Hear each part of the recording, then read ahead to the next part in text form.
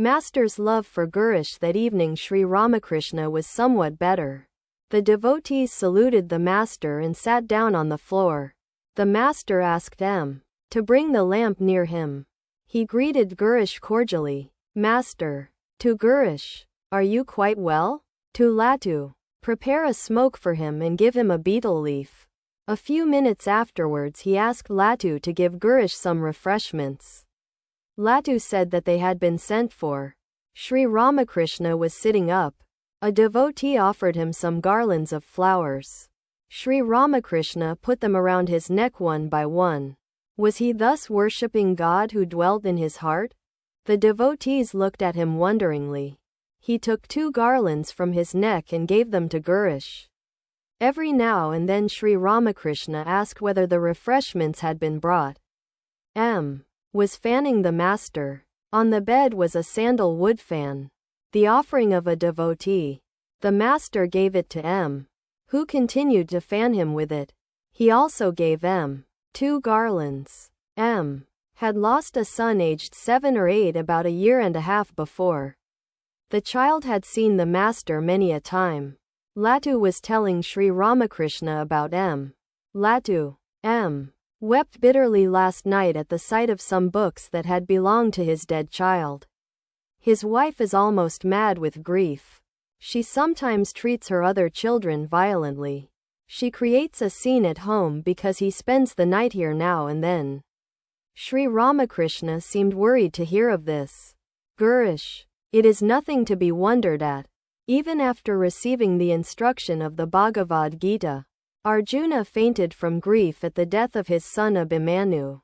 Girish was given the refreshments on a tray. Sri Ramakrishna took a grain and Girish accepted the rest as prasad. He sat in front of the master and began to eat. He needed water to drink.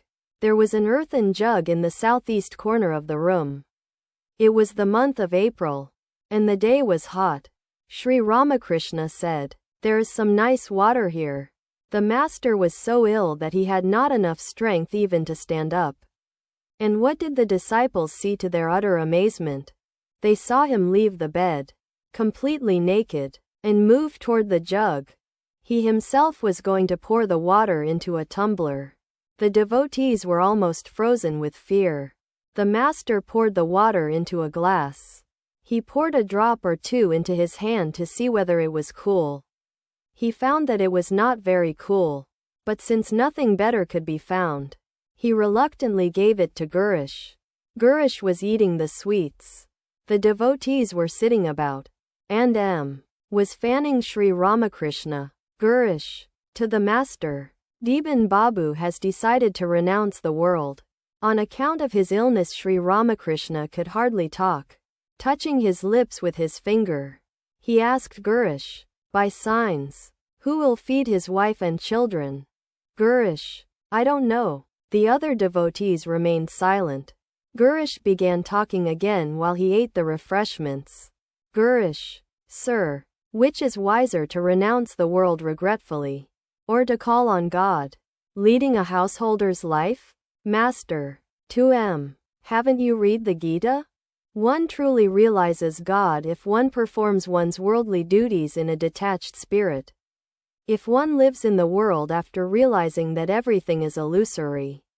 Those who regretfully renounce the world belong to an inferior class. Do you know what a householder Janani is like? He is like a person living in a glass house. He can see both inside and outside. Again there was silence in the room. Master. To M. The refreshments are hot and good. M. To Girish. Yes. They were bought from Fagu's shop. The place is famous. Master. Smiling. Yes. Famous. Girish. They are really nice. To the master. Sir. My mind is now on a very lofty plane. Why does it come down again? Quote.